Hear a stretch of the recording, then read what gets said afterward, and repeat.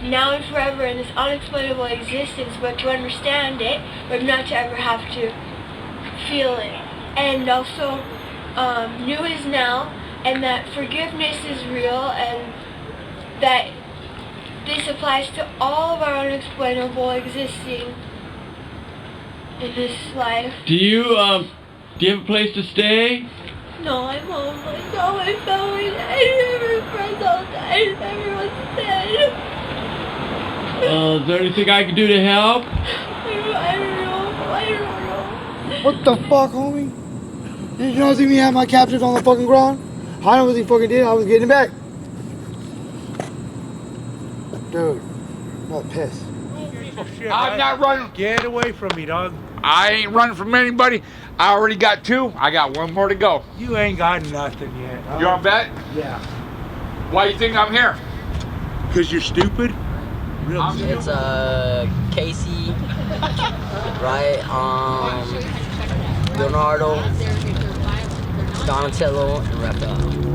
Raphael, Donatello, Leonardo, Michelangelo. Yeah. Alright, where's Michelangelo? The one with the orange. That's a girl. Hey Maggie, do you happen to know where the top is? I know that if you put it on like the napkin, that should work too.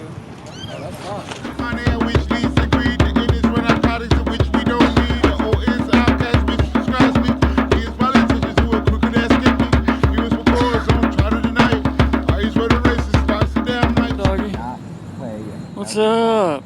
Well over years. What's up, Charlie? I got to the point where they play. Charlie's a houseless dog. Have a good night, Michelle.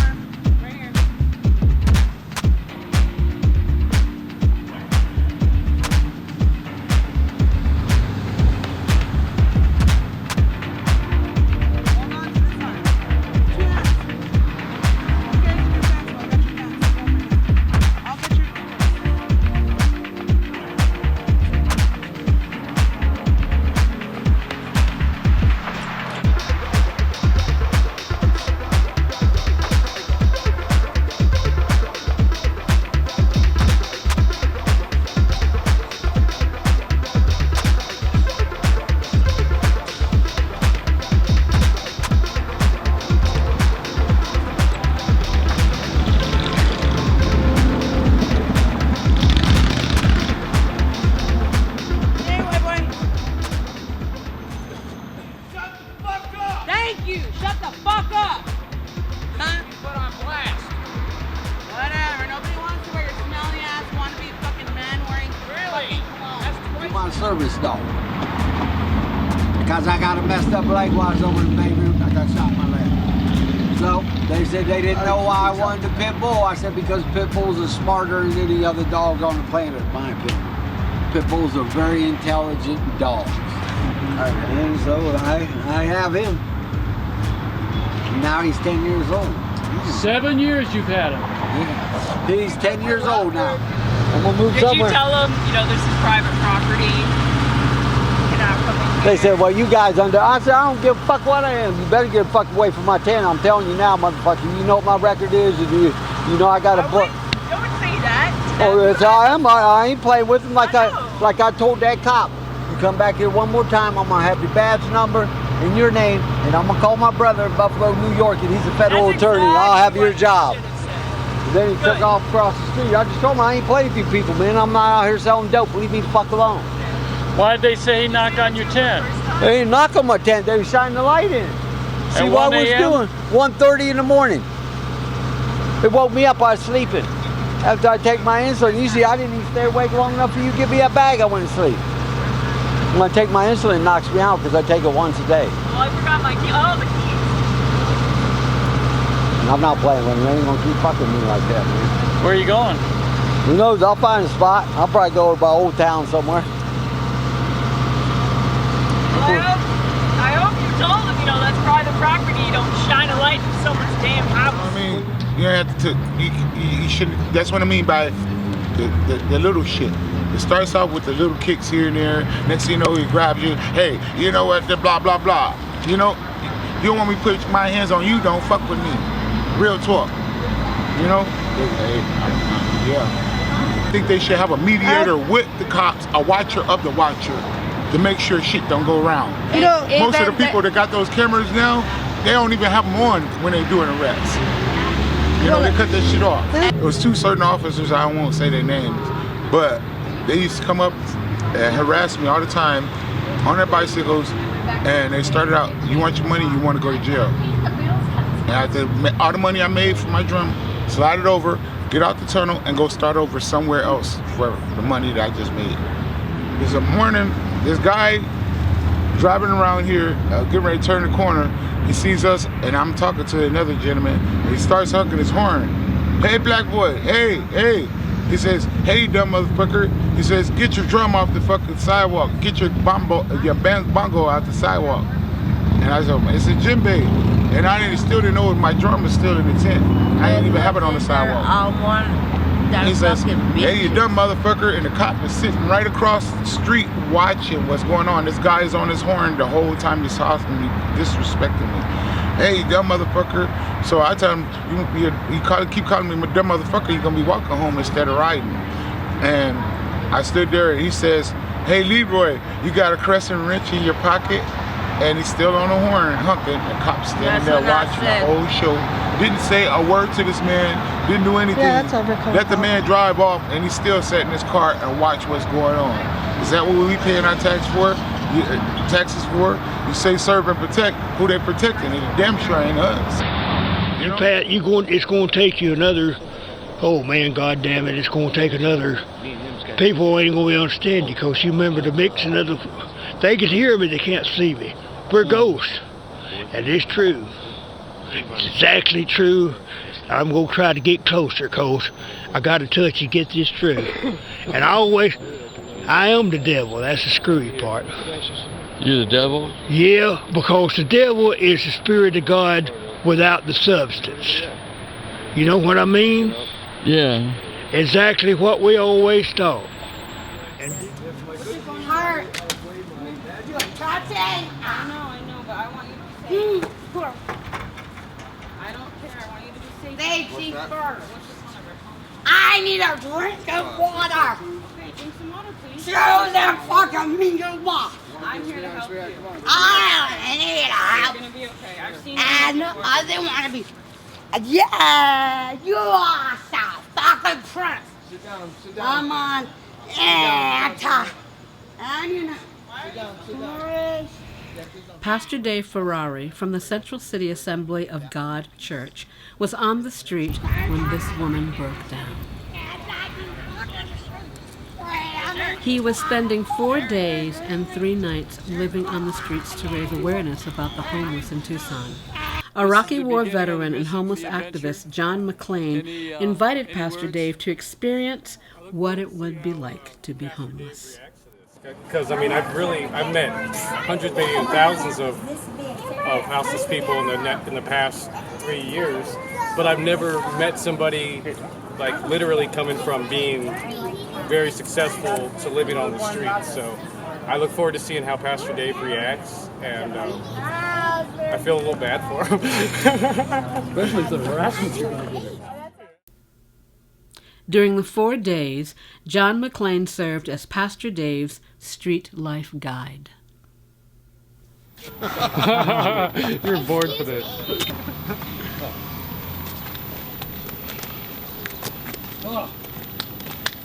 Thanks for doing this with me, guys.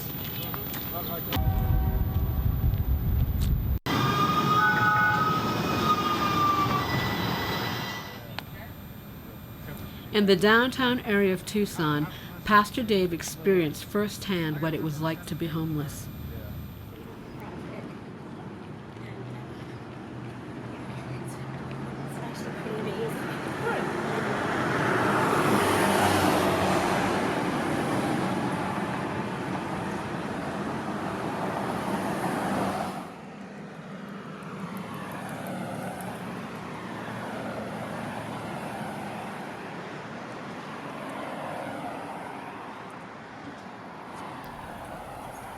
On Sunday, the fourth day, he returned to the church and spoke to the congregation about his experience.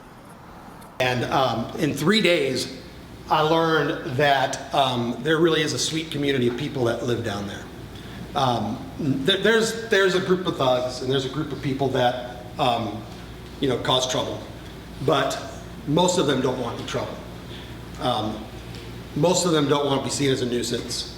Most of them don't want to impede business down there.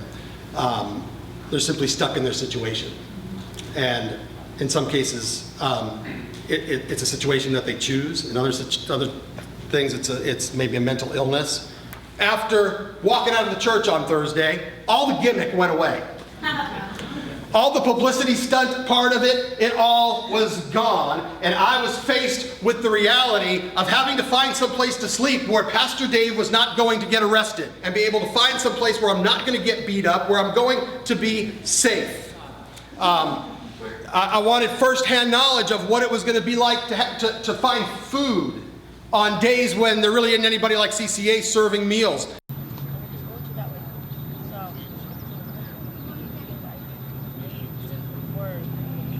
Oh, yeah. Hey, let's go out. We got it. Come on. Good morning, everybody. We got a plug in this hole. Hey, we got a new homeless guy on the block. Come on, titanium lady. Hey, how you been, man? Good morning. Good morning. How you doing? Good morning, sir.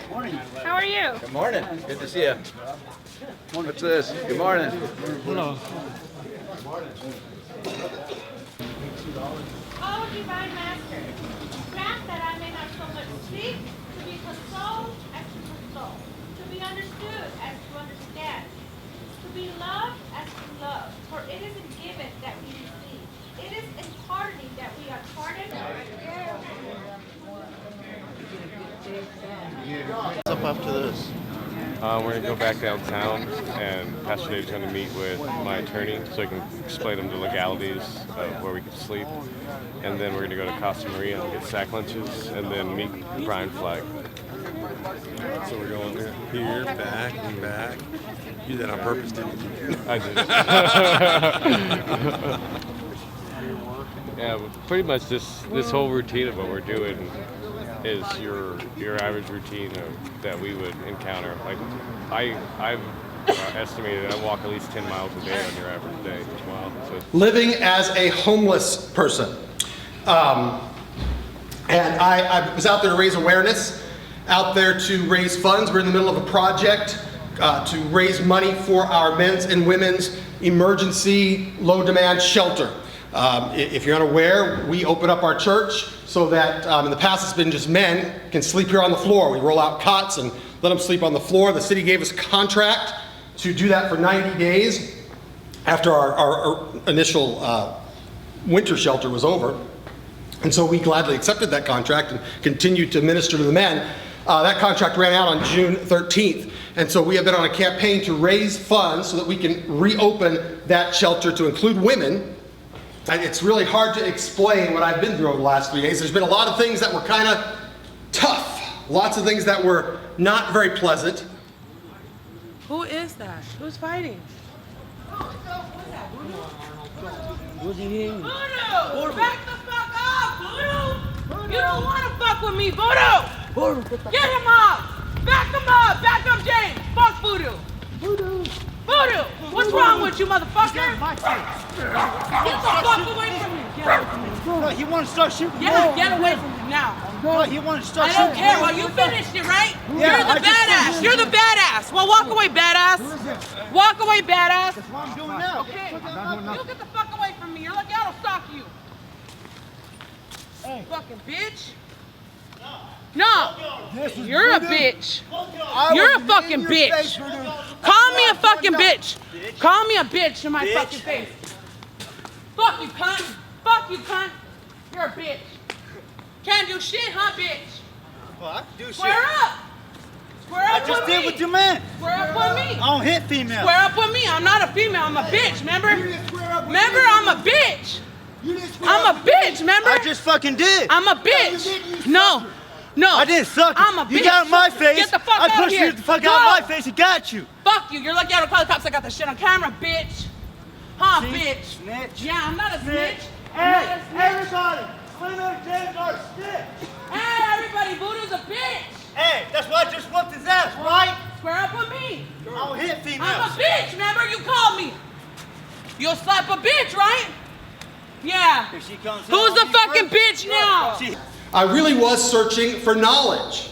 I wanted knowledge of what it was like to have to find some place to sleep without getting arrested, without getting beat up, without getting my stuff stolen. I wanted to get knowledge about what it was like to have to find a place to use the restroom without doing something in public that I wasn't supposed to do. Do you know what I'm talking about? Okay. Well, we made it to Circle K. Yes, we did. I-10 and Broadway. Got to use the bathroom, which was very important. Yes. Pastor Dave. Not just Pastor Dave. You guys and I definitely want you to see this so that way it's like that's like It's open all night. Yeah, 24 hours. So they are open all night. Oh, that's Yeah. So you do have a bathroom. I mean, and luckily, I mean, with this one, since there's such a large homeless population in this area, they're okay with you pretty much just coming in and using it. I mean, you don't usually have to buy something, but I like to do that just in case. Like I don't want to get kicked out because you don't buy something. Because every business downtown has a policy that the bathrooms are for customers only. Right. Here we go off into the darkness.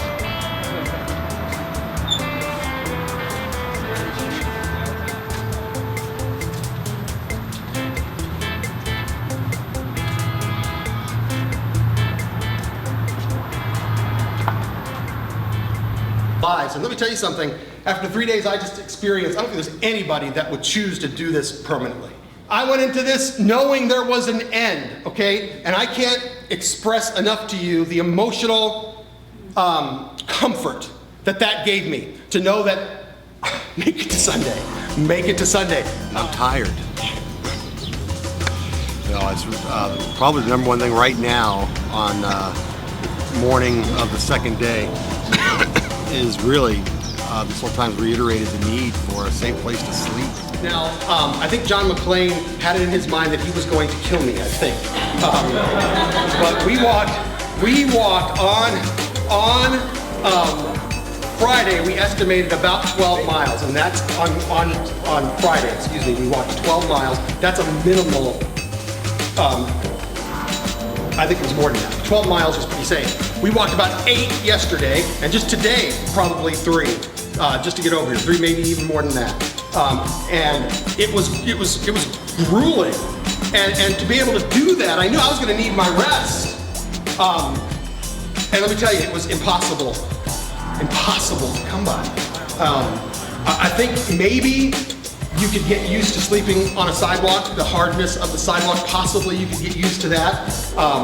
But you never get used to laying there downtown and people driving by and honking intentionally to wake you up. Being the outdoor guy, I would have thought in my mind, I'd go find a place in the desert and by the wash, someplace like that, and I'd go pitch a tent. I'd gather as much of my hunting gear as I could, and I'd go live there. We got to take a tour on Friday of the San Carlos River over here. And pretty much, I mean, all along the riverbank or the river, you'll see these little areas. I mean, I want to think hundreds, maybe even thousands of people have set up camp here. Now, would this be a fairly safe place?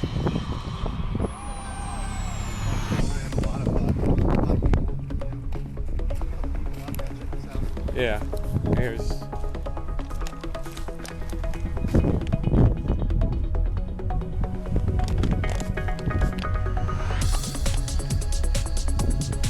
I mean, this is what we're trying to avoid. Like this is where people get raped. This is where people are found dead. This is where people die of dehydration or overdose on drugs. Like this, having to resort to this type of living. possibly running into an active camp right now. Just be cool, and I'll pass it.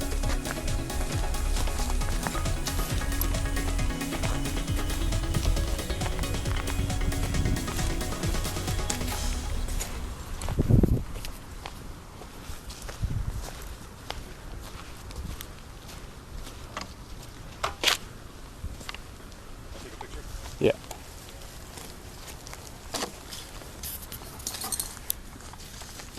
That we really do, we can't solve the whole problem. I don't have the ability to solve the whole problem.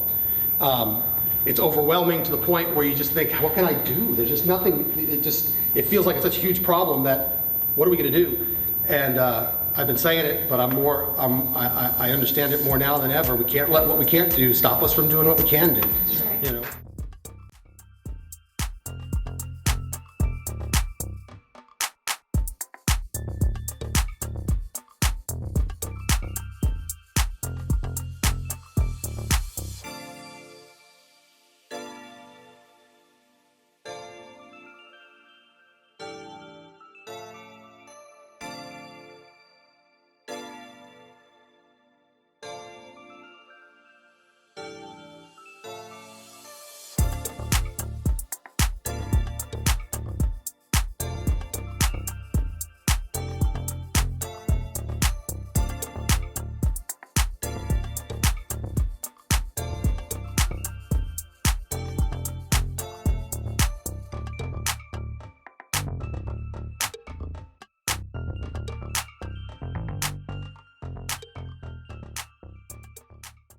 When I joined, it was 2 months after 9/11, so I had a pretty good understanding that I was joining to defend my country in some capacity. I was certainly really upset about, us being attacked, our country being attacked in any shape or form. So I had every intent when I joined to go to war.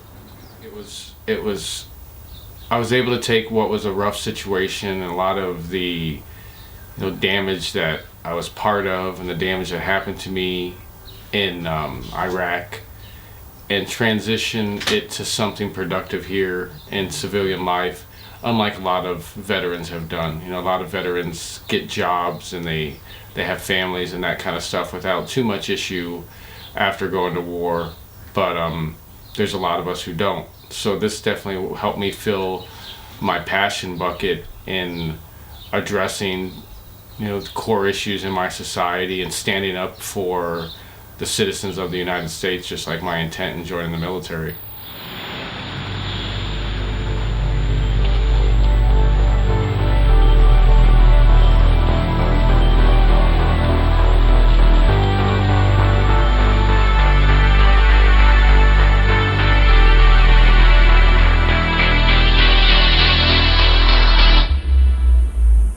And we're rolling, and first question, how is that different from Well, one is where the heart is. I think fundamentally, I think we all kind of agree on that note. So I think there's a sense if you're calling someone homeless, you're calling them heartless. And if you think of the term unhoused, or you think of the term house, someone has housing, what is the opposite of that? It's unhoused, it's not unhomed. So this term homeless, it was generated from somewhere, and it doesn't fit the meaning of the different people in these different situations. Well, for me, it kind of almost as if like it was an epiphany from God as I was coming back from Portland on a research study of what they're doing to help the veterans there. I just pulled out a notebook out of nowhere and just started writing. And 3 pages of information later, I read it, start assessing it, and it's God explaining to me that I'm to start this program, all the intricacies of the program, and ultimately, without pretty much just me writing on the paper saying I'm to be a pastor, to lead the church, to do this program.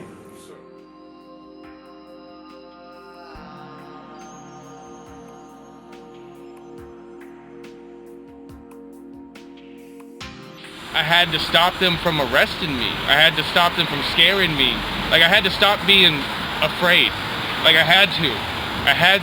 I was afraid, man. I didn't know what I was gonna do. Like, I didn't know if I was like, I don't know if I considered killing myself necessarily, because I always have a happy temperament for the most part. There's only been one time I really ever plotted out suicide, and that was once I got housed, surprisingly enough. The whole experience, it was a traumatic, constant trauma. It was non-stop trauma was the experience. So I had to get rid of that. Like, just like when I was in Iraq and an ID went off, or I started hearing, you know, I had to react. You know, I had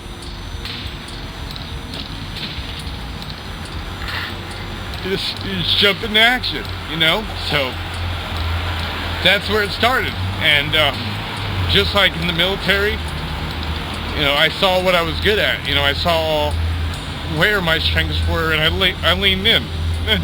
And with this, I see where my strengths are, and I'm leaning in. And I believe it'd be hard to believe, you know, that I would live on the streets for 5 years. But I think why I didn't only live on the streets for 6 months or live on the streets for a year was that survivor's guilt. Like, I was afraid that I would leave the streets and all these people that were on the streets with me, all these people that I was very close to, would be stuck out here and nobody would look out for them. Like, over in Iraq, most of the time I was just setting up aid and setting up stations for people to eat, and we were, you know, helping get products to the schools there in Iraq, and we build hospitals. And I mean, a lot of the work that we do in the military is humanitarian aid. So I feel very comfortable in the work that we do now, because we're just doing the exact same thing that we would do in Iraq. A lot of people that find themselves to be in an unstable position, that was where I was. I was just had a lot of things going on in my life that made me unstable. I was going through a divorce, or a separation at the time, not yet divorced. I was a single father of a 10-year-old, and I was trying to juggle a whole bunch of different businesses that were really burning me out and stressing me out. And at the same time, I was running for mayor, and I was hosting 2 different radio shows on environmental activism. So when I heard about Occupy Wall Street, I felt like a lot of ways that was the evolution of what I was already doing. And, you know, kind of, you know, as a Christian would do, you know, I would have to give up everything, need be, sacrifice everything to really take on what I would think would be a calling from God, which at that time I really couldn't articulate it like that. But looking back on it, hindsight's 2020, that's really kind of what happened to me. Is like all this stuff was building on me, and it was just like, okay, I have to stop this. Like, whatever I'm doing, I have to stop doing it, because it's destroying me. And put all my stuff in storage. My daughter at the time was a single father too. I felt like her mother was stable enough to kind of take over that responsibility. She took over full custody at that point, and I lived in a park from that point on for about 5 years. Yeah, well, it started with me being one of the original organizers of Occupy Tucson, and we set up a camp at Armory Park, which had about 60 tents to start out with, and that grew over the month, and then after a month they kicked us out of that park, and luckily myself and a group of others already set up another camp at Venta de Augusto Park, which is the center of downtown Tucson. And we lived in Venta de Augusto Park for most of Occupy Tucson, which was a good part of 100 days, where at one point we had 150 tents in that park. We had a kitchen that fed at least 200 people every day. We had meetings every single day. We had marches and protests and teach-ins, and just an array of different social practice events to teach people how to more or less articulate the different grievances they have with society. And over that span of time, we set up about 6 different camps one in Armory Park, one in Venta de Augusto Park, one in Presidio Park, which is where City Hall is, one in front of the downtown library, one at Stone Park, and let's call it 5. We set up 5 different camps over 142 days that we occupied. Our final camp was on Stone Park on Speedway and Stone, and on March 25th, I believe it was, of 2012, they raided us out of there. They came in. Then we, at that point, I mean, that very moment, I realized I was homeless. Like, prior to that, I didn't realize I was homeless. But, and I'd say, if at all, that was the only time, one of the only times I was homeless. Because I definitely didn't, I felt like they just took down my home. I had like a small group of friends, small group of resources. There's like maybe at that time me and a girlfriend, and the resources we had to kind of survive off of. Everybody went off their own ways. And I lived in washes and lived in alleys and lived in tunnels and on top of buildings and all kinds of stuff, probably for about a year. And in that year I also, I kind of wanted to take that steam and take it to the next level. So I already had been researching Martin Luther King quite a bit, and I was especially fixated over the Poor People's Campaign, because it was the last campaign that he worked on before he was assassinated. So it was my dream to continue that campaign, particularly continue the march from LA to DC. So I started doing kind of practice runs. I walked from here to Phoenix to kind of practice the logistics of that and what I would need. And I realized that kind of what I'm doing now, what we would have to do is create a network of churches or a network of groups where there are all these alternative places where people can kind of stop in and they can provide for them along the route of the march. Really like establish a safe place for people to be 24 hours a day. And then that's where Safe Park was born, where we went for the first night. There was about 4 or 5 of us. We slept out there on the sidewalk. The cops didn't harass us at all. The next day I set up a tent during the day because that was kind of the idea. It was, we'd have some type of demonstration during the day to bring attention to the fact that there's not a safe place for people to be 24 hours a day. And I got arrested that day, near immediately, for setting up that tent. Was, okay, you can't set up the tent during the day, but you can be on the sidewalk 24 hours a day. So, and that was kind of my intent. I was using the tent as a smoke screen, making them think that that's what I really cared about, or all I really cared about was a place to be 24 hours a day. And so that went on for maybe 2 years, that we lived on the sidewalk 24 hours a day with just our sleeping bags and our bedroll, our backpacks, and our beverages. And we were in a lawsuit at the time that we eventually filed a preliminary injunction in that lawsuit to make it so they couldn't take, we could have, ostensibly we could have any property we wanted. They couldn't take our bedrolls or backpacks or anything from us anymore. There was no restrictions on what we were allowed to have. So the ingenuity of the group decided to start setting up tents, and the boxes that we eventually called Dream Pods, they are actually already at the church that I set up the men's shelter that I set up, and we didn't know what to use them for. Like Pastor Dave was going to use these boxes that were sent to him from this 92-year-old artist in Tombstone as closets, or as some type of stand-up storage. He didn't realize that if you turn them sideways, you could sleep with them. So, a lot of people talked about doing stuff, but John and his wonderful crew actually did it, and they're willing to get into all kinds of trouble. And so we had maybe 10 of them at the time, so we painted them all up, brought all 10 of them out to the sidewalk. Man, I don't remember the cops ever coming out and telling us that we couldn't have them there to start. I don't remember that conversation ever being had. They just drove by them and scratched their head.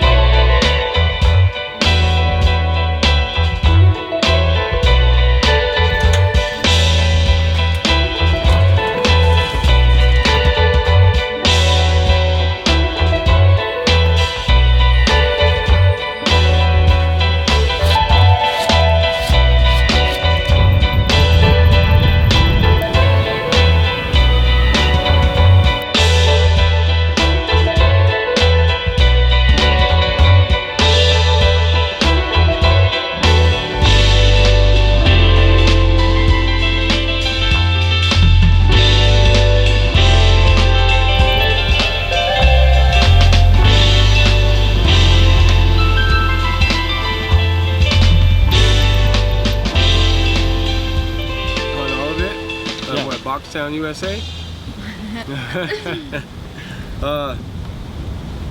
I mean, it's better than having everybody sleeping on the sidewalk, you know, and it's a place where people can go where they're safe, you know, safe park.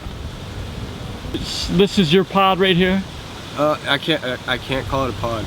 I just can't, because I can't do it a dream pod thing. No, it's a box. It's in my box, yeah. Okay, so... I mean, dream box. No, it just doesn't go. So... yeah. The shelters are germ-infested breeding grounds, and I'm totally sickened by thinking of even staying in one.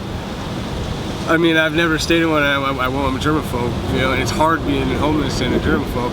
And I like to stay downtown because everything's localized, you know. It's generalized. I mean, everything's closer, and I'm on board and bike, so it's, you know. But you can lock it. I mean, and nobody's gonna mess with it. People are watching, you know, each other's backs, and it's a good thing. I mean, there's a lot of people that hate on it, but it's just, I don't know. I mean, I guess if I was in that situation, I would look and go, oh my God, there's people living in boxes. They look like coffins, they're on wheels. They're gonna die and roll them off. You know, it's, I don't know. There's coffin-sized ones. It's interesting. People poke their heads out of them and shit. It's Boxtown, Arizona. And then it just got to the point where the business was, I want to think 4 months went by, the businesses were just tired of them being there. They started having their secret meetings. The news people started calling me, so that definitely was a good indication that something was awry. And they went back to federal court to challenge whether we could have any of that there. The federal court didn't say we couldn't, but they told them, this preliminary injunction doesn't stop you from enforcing your laws. So if you're coming here to ask me, may I enforce my laws, you've asked the wrong question. But they took it as, well, we're going to enforce our laws. And surprisingly enough, the moving of the dream pods from the sidewalk, that wasn't from any government order. That wasn't from the city telling me I had to move them. It was just, they had me in a bind personally in regards to like criminal actions, looking at possible 35 years in prison, and it just seemed logical to not be bound up with whether we do or don't have the pods out there while I'm dealing with that. So they were smart to get me bound up personally, so it was a no-brainer decision. Unfortunately, the city has decided to be aggressively reactive to our houseless protest, and instead of being proactive, doing solutions, there is going to be a porta potty here, at least that's something. But then they arrested 6 people and they had cops staking us out. They said that in the newspaper. And so taxpayer money has been wasted on targeting the most vulnerable population instead of getting people into rehab and getting people into LARC programs. If they were arrested for drug possession, they should be going into a LARC program, but they're not. So that is another foul indication of what is happening in the police department and in our city. And it's a real shame that they're trying to break us up instead of trying to listen, because homelessness is not going to go away. Everyone's going to be here. Those people that they arrested are just going to go back on the street. And people don't realize that you do need a housing first, or a shelter first, I should say, home first, program, because people are going to be using, and it is incredibly hard to get off of it.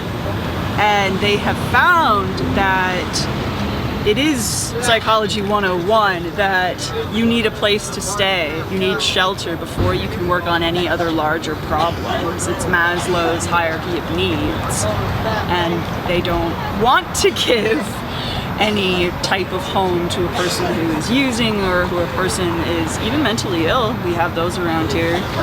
And it's really too bad because they could be solving that. So they could be solving the problem. They could be getting their streets clean and beautifying everything if they would just listen to what people actually needed. Without putting on a full-blown, custom-made foil hat, I think it's safe to see that what the government did was planned. You know, it being a conspiracy theory at this point, it's a proven conspiracy. And as far as being unconstitutional, I don't think so. You know, if the government thinks that someone's doing something wrong, they have the right to survey them. It's if someone's not doing anything wrong. But I think that's where I learned a lot from that Safe Park experience is even when you don't think you're doing something wrong morally or ethically, doesn't mean you're not doing something wrong. But 7 different felony charges, and I ended up pleading guilty to intent to sell marijuana, which is a 3rd-degree felony, to drop the other charges. And I had 2 years of probation as a consequence, and I got off after 14 months. Granted, obviously when you go through something traumatic like that, like possibly looking at 35 years in prison, you try to find the silver lining, but with this, I see nothing but a platinum cloud, because what was once, a whole bunch of unhoused people living on the sidewalk in the middle of downtown, having a safe place to be and supporting each other has turned into 14 different laws being changed that have made that the way that it is in the city, that there's 24 hours a day, people have somewhere to be, we have 24-hour bathrooms. It's changed into a homeless houseless work group meeting held by one of the city council people.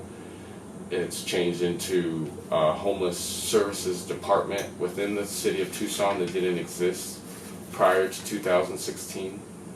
It's changed into all different type of housing packages for people that weren't fitting into the other different type of housing packages, changed into the city, the different social workers around the city referring to people as unhoused and referring to people as houseless rather than hobo or whatever they're referring to them as before. So, and in the long run, me being a La Frontera employee and possibly working with the city to create a tiny house village on city land, it just changed into other stuff. It changed into what it needed to be, because it wasn't, I was done with living down on the sidewalk and what we were doing there. Like I was ready to move on, and I want to thank a lot of the people that were there with me, not from the beginning, but even for a while, they were ready to move on too. So I think it was a place of stubbornness, and it's where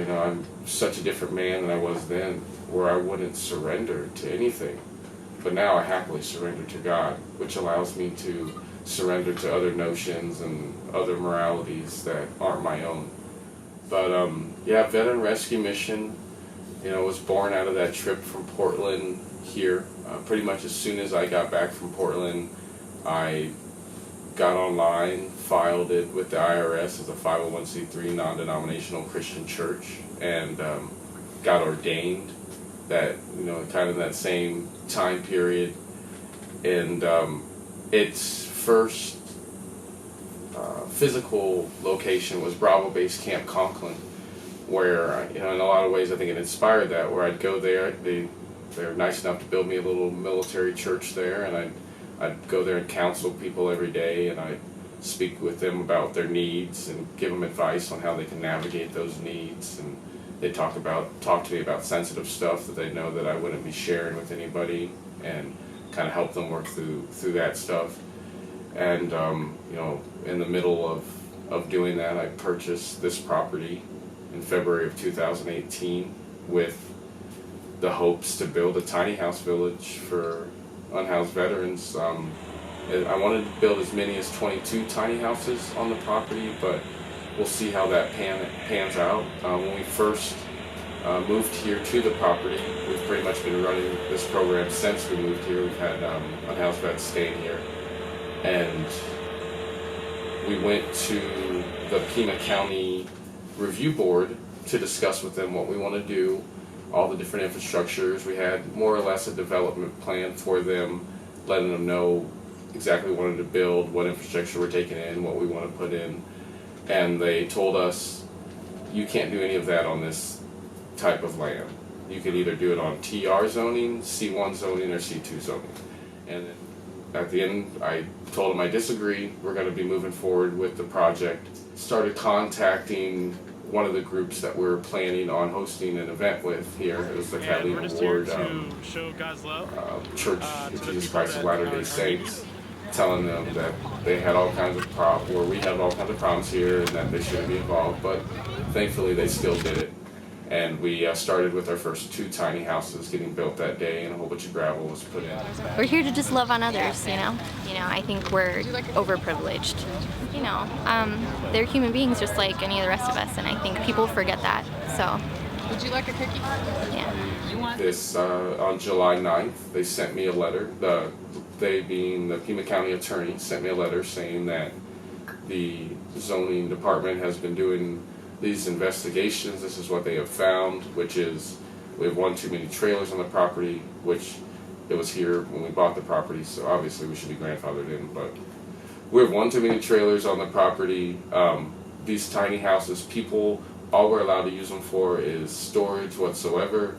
This is only to be operated as a 2-family property, and we have a cargo container that we didn't give them a development plan to tell them that they would be there, and there's 2 vehicles that are inoperable that are mobile homes that we also plan on turning into tiny houses. We already had the lawsuit ready and the preliminary injunction to hold or stay any allegations that they may make, so it was at July 9th. 10 days later we went, filed the lawsuit, had a press conference, and I want to think if anything it kind of charged us up. It was such a bad political move on their part, because it gives us energy, gives all of our supporters energy. Anybody who didn't know about us, they know about us now. They're definitely, it seems from the comments online, they support us, and it just looks so bad for the Pima County government that they can't just come to a church group that's helping veterans and work with them to best help those veterans, or get me up to code, or help me however they would need to help me so I can continue to help veterans, not just say, you have 1 month to meet these demands or we're going to charge you $750 a day to carry out your program. So they're treating me how they would treat anybody else, and I'm not in code. I got a complaint from one of my neighbors, and they're enforcing that just like a cop would if they got a call that someone's beating their wife, or so the case may be. And it's fair, and that's fair. I can get that. I love law. I love the rule of law and people doing what they're supposed to do. But obviously, with me, I've been an activist in some capacity in this city, in this area for 8 years. I know that, one, they know me, and they have a particular opinion about me. The behind the door conversations that I'm hearing from my friends that are insiders is I'm polarizing, I'm not good for politics, and they don't want to be involved if I'm involved. So it seems like the Pima County government, they don't want to come and speak to me about how we can work this out because it's bad for politics to speak to me. Much like I was seeing with the city of Tucson, as an unhoused person, it was unpopular. It didn't make any sense to speak to me and to listen to what I was saying. That same thing's happening now. Now that we filed a lawsuit, it seems like it's fighting time. Or, even when they sent us the letter, it was fighting time. They pushed us. They picked the fight. So now we'll fight. So I'd hope that we have a veteran rescue mission in at least Tucson, Denver, and Portland. Please. Pleasure to meet you. What's your name, Pastor sir? John McClain. Pastor? Yes, sir. Are we having a difficulty in moving along today, or? I'm not having any difficulty because we're not going to be moving along. That's an interesting philosophy. I know. You know you're in violation of the camping ban? I know that we believe that the camping ban is null and void because of Community for Nonviolence versus Watts or Clark versus Community for Nonviolence. And those are both the controlling Supreme Court cases of what we're doing. Okay, well, it hasn't been overturned in Denver. So there's a Denver ban, it's a law, and as long as it's a law, we're going to enforce it. Yeah, and that's why we're here, so you can illegally arrest us or illegally cite us. Okay. So we can file a lawsuit and get a we'll do that. So we're going to go ahead and cite you if you're refusing to move. Sure. We've offered services. You're declining any human services. Well, there's no services you could provide to a church, so I doubt it. Okay. Yeah. Well, this is part of the ban. We have to say, are you in need of services? And you say you're not. So, okay. And then we say, okay, you have to move. And you're saying you're not. Yeah. Okay. So we'll give you a citation. Okay. If you still refuse to move, we'll arrest you and take you to jail. Okay. Okay. Cool. All right. So how are we gonna play? Citation and you're gonna move, or you're gonna? We're going to jail. Okay. I'm going to jail at least. This is the church's property, and I came here so you can take me to jail. Okay. We'll do that. Okay. So we'll get the citation.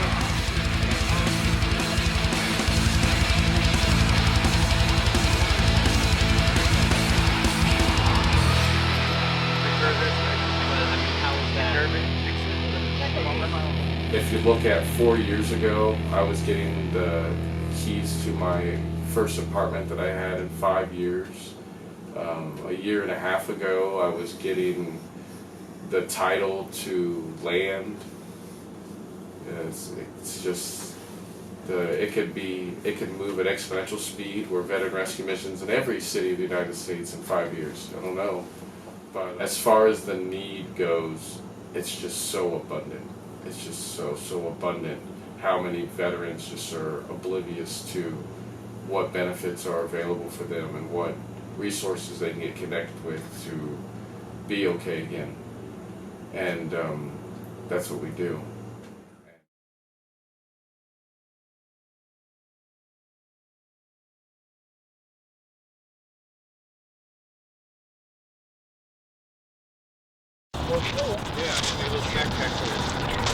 I'm going to Bivens Farm. You guys going back that way? Yeah. I just moved up that way. Well, then you got it ready. You know what, guys? I want out of this town so bad. Yeah. Let me explain something. When you do so much of this methamphetamine, it destroys your brain and your nervous system, and you yell and scream and that stupid. I don't.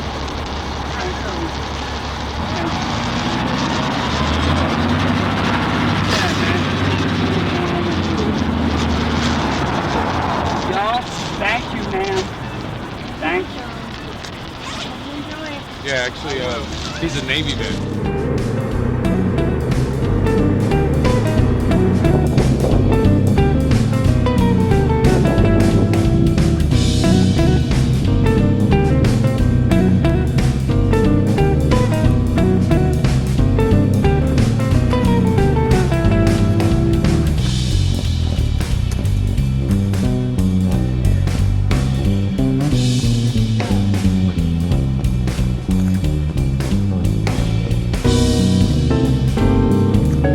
Got any words of wisdom? I got a lot. None that are appropriate. How's it going with the shower? Craig had to take a break because he's old. Watch, because I'm an amateur gardener, but I was able to save, these are watermelons. And then the bugs ate all the herbs. They had caterpillars and they ate all the fucking herbs. And then we had one sunflower left, and then I messed up the tomatoes. But I just gotta start watering them more. That's the secret. It's hot in the desert. There's no way around it. If you want to grow your own food, you have to use water, you know? Like, go figure. Yeah. Because I like gardening, and then I also like food, so that works really well for me, you know?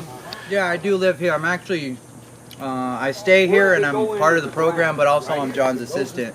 So Yeah. I make sure, like, I call him and say, hey, what do you need me to do? I love it. You know, me, personally, I lived on the streets for 3 years, and John picked me up, and I never really liked living in a house. I like living in kind of a commune setting, you know? I just like living like this, hanging out with a bunch of cool dudes every day, doing shit, and then, like, I don't get paid, but I don't need money, you know? Like, this is just the way I like living, that bohemian lifestyle. We're going to flip these over and pull these all apart. Hey, Jeremy, 2 pieces of hose. You're losing track, brother. It's called multitasking. Being able to walk and chew bubble gum.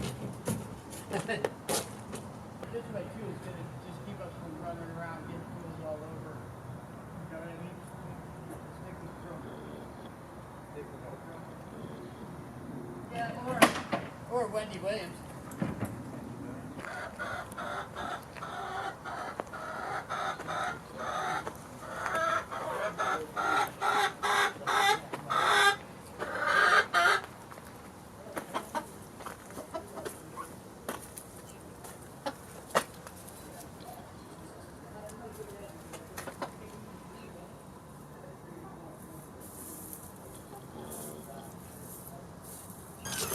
This is Pete Carpenter. Yeah, we met before when I was here. Rodney's birthday yesterday. Rodney's birthday. Hey, tell him. How old? How old are you? 70. Yeah.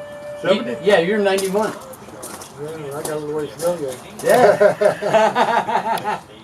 We survived it though, didn't we? Oh yeah. Look at this, 2 old Vietnam war dogs. Yeah. How you doing, Rodney? I think, and I really appreciate what you're saying, and I'm going to make sure that it does not go to that.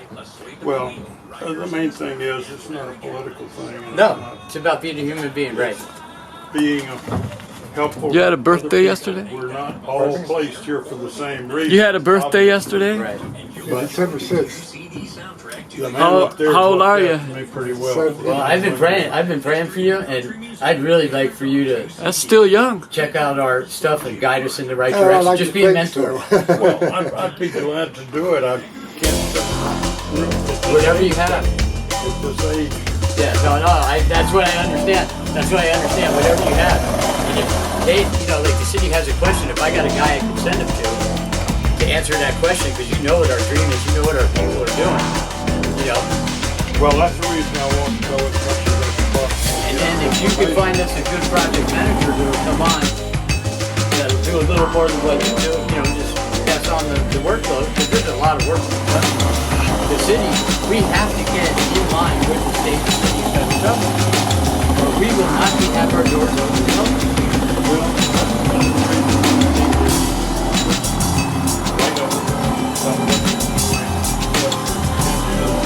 And I'm working on that. I got the PowerPoint.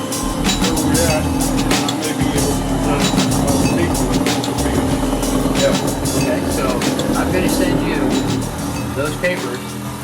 The write-up we have. The main reason that we file suit, outside of that being the only way that a citizen can hold a person accountable for violating their rights, is a lot of times it's either they bring us to their courts or we bring them to ours. So it certainly is a tool to minimize them just bringing us in and out of criminal court over and over again. Because that was a big thing I saw with Occupy. I got arrested 45 times in a row for the same thing, and nothing stopped them from doing it. There was nothing there that was going to stop them if I didn't file a lawsuit against them.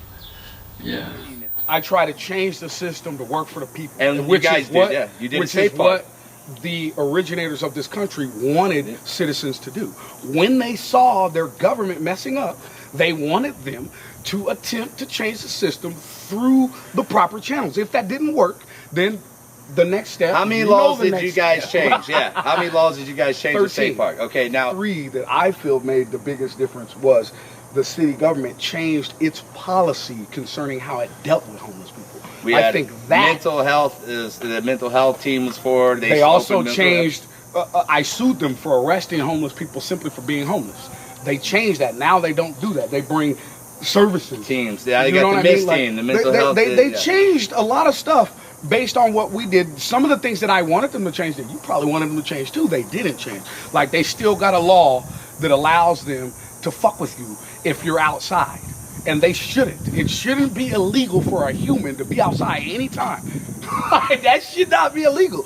Dogs live outside. Of people that have been joining me either out on the street in front of the downtown library of Tucson, or convoying out with me to Denver and being my squad out there. And we're out there helping people, trying to locate other veterans to get back here and get them the help they need. And these guys are some brave guys that are willing to get arrested alongside me and weather the cold alongside me. And they're a special group. But we certainly do, I think, have a program and a solution that works pretty well. Certainly fitting to keeping a little dignity and keeping a little humanity in somebody's life as they go through one of the most shameful experiences of their life.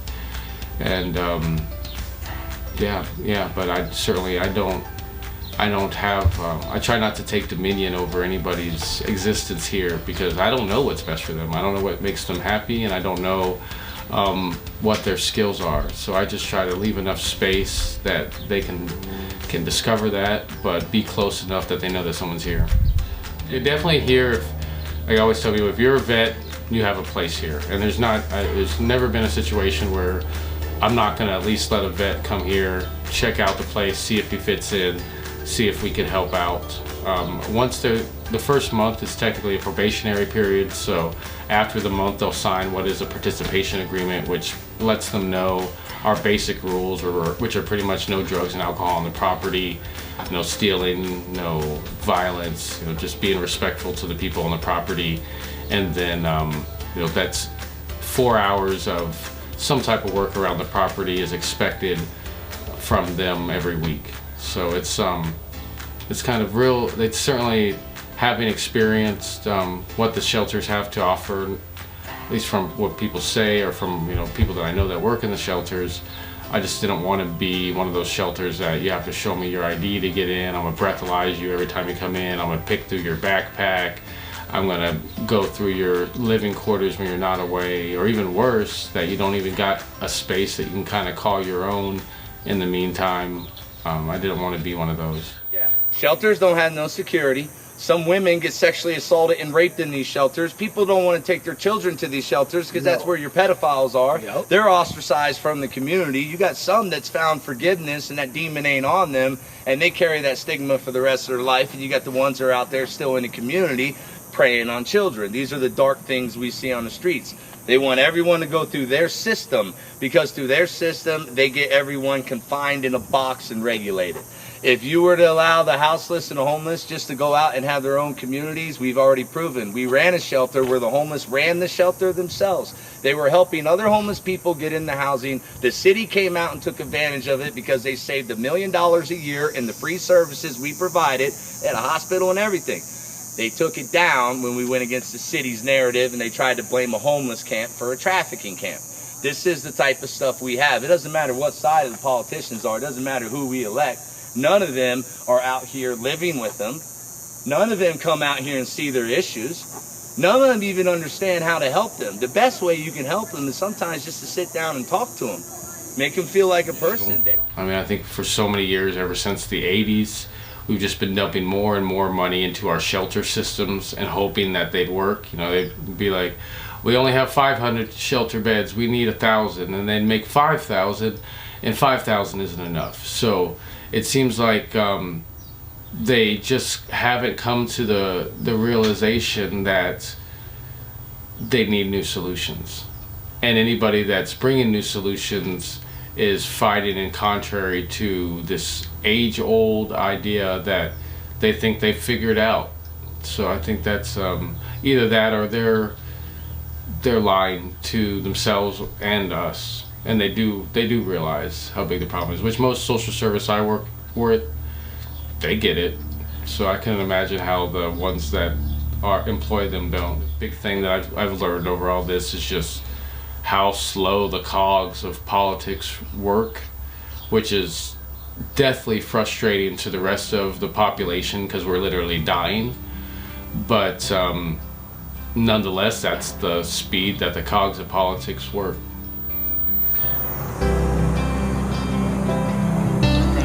Right as I turned around.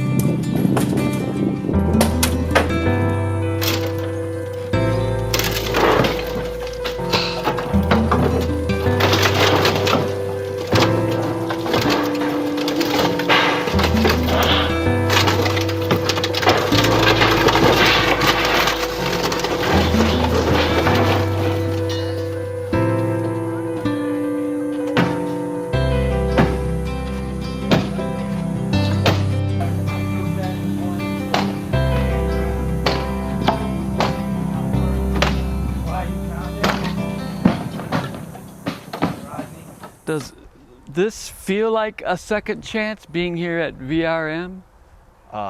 Definitely for me, because I don't think that anybody in life ever really prepares for failure in that regard. Like, what do you do when you hit the bottom or when you get into some situation that you don't know how to get out of? So society kind of kicks you to the wayside when really all you need is just a small bit of help, you know, and it makes the biggest difference. At least that's the way it was for me. Just a little bit of support, a minuscule amount financially, but just, you know, emotionally, or, you know, to get back into society. And already within the year I've done fairly well for myself. I suffered a lot of trauma, and I still suffer from some PTSD from just being on the streets, and also drug addiction didn't help. And it just got to the point where I was like, I don't want to do this anymore. But it's like, not only is it hard getting out if you have the answers, but especially when you don't, it seems damn near impossible. And then everything is everywhere. So like, to have your address, you could go to one spot to pick up your mail, but then to go to a shower, you have to go across town or to some other area to even get a shower, and then you have to go to another place to get food, and then another, and then back to your shelter, your little prison that you're staying at. Not prison, I guess I shouldn't say that, but you know. And then just like, I ended up getting kicked out for no reason at all, because the lady was like, well, I already filled out your discharge paperwork, so I'm just gonna kick you out, even though she knew she was wrong. And I was like, how is that fair? And it's like, we have so many people, we just can't worry about, you know, your problems. They just keep pushing them in. And even when I went to a behavioral health place to get some help, they were like, well, you don't have enough problems for us to help you. Which I thought was a little strange, because it's like, I live on the streets. How do I not have enough problems? But it was because I wasn't crazy enough to receive support. And I was just like, well, all right. Willing to help anybody, man. It's really inspiring. I mean, his main focus is definitely on the veterans, but I think he's kind of a softie that he just can't leave anybody behind. You know, I mean, if you have any kind of heart in you, it would kill you to just turn people away if you had the means to help them.